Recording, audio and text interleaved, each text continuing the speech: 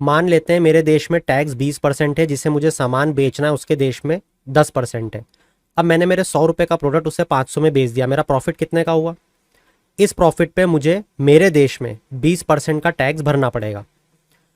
अपना टैक्स बचाने के लिए मैंने अपनी बनिया बुद्धि लगाई।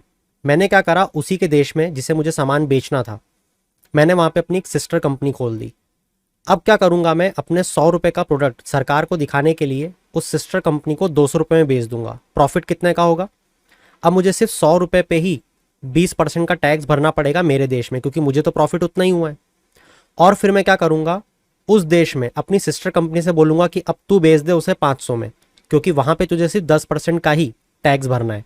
इसे कहते हैं ट्रांसफ़र प्राइसिंग और बेस इरोजन प्रॉफिट शिफ्टिंग, क्योंकि मैंने अपने प्रॉफिट को शिफ्ट कर दिया दूसरे देश में क्योंकि उसका टैक्स रेट कम था। इससे बचने के लिए हमारी सरकार आर्म्स लेंथ प्रैक्टिस को अपनाती है। इसको हम नेक्स्ट वीडियो में समझेंगे।